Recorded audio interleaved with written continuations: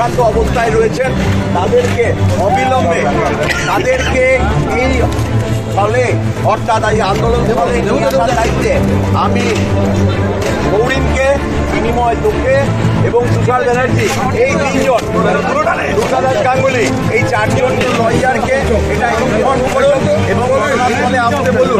ঘটনাস্থলে এই চারজনই যাবে এবং আর বন্ধ আছে,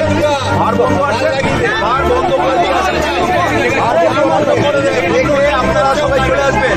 এখানে আমাদের মধ্যে আন্দোলনে